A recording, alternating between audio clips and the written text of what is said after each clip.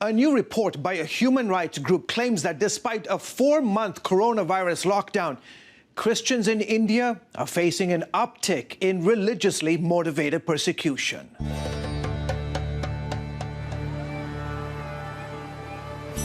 According to Persecution Relief, these 4 states are now the most dangerous places for Christians, where beatings, arrests, church destruction, and at times death are regular occurrences. The police will be called, and at times the Christian will be arrested and accused of creating communal disharmony, accused of causing problems by being a Christian. Among those brutally killed, 27-year-old Kandi Mudu, who converted from Hinduism to Christianity 4 years ago. Among the first people he led to Christ were his 3 brothers.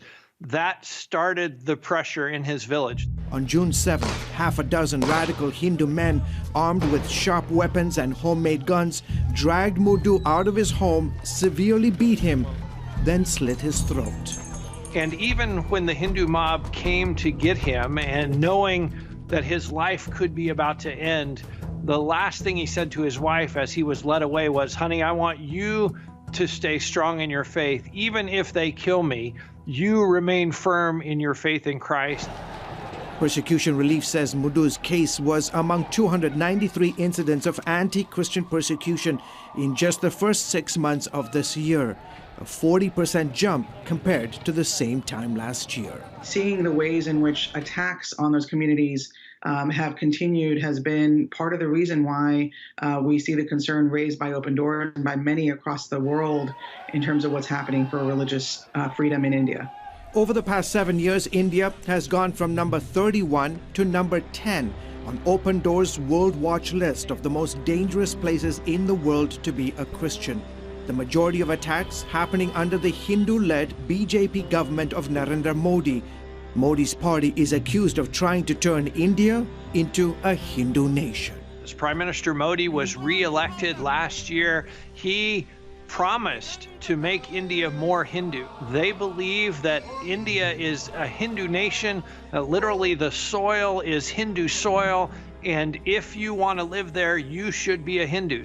India's constitution guarantees religious freedom, yet the government is pushing a national law that would ban religious conversions. Basically laws that say you cannot change your religion. If you want to change your religion, you need to appear before a magistrate. You need to explain why you're doing that. And that gives the government opportunities to fight against that conversion and to try to talk you out of changing your faith. So far, 8 of India's 29 states have passed anti-conversion laws.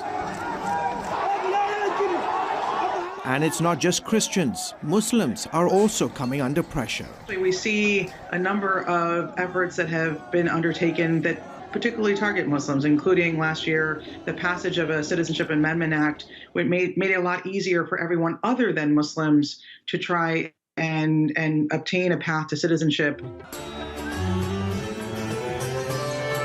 Then in early August, Hindus across the country celebrated as Prime Minister Modi broke ground on a long-awaited Hindu temple to their revered god Ram at the site of a demolished 16th century mosque.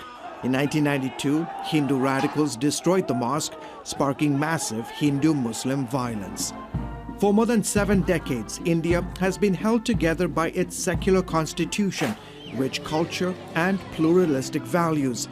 Now, human rights groups say all that is under threat as Modi and his political party pursue an aggressive and deadly agenda of trying to turn India into a Hindu nation, something a ranking BJP leader once said would happen by December 31st, 2021, when all of India would be free of Christians and Muslims, either by conversion or they'd be forced out of the country.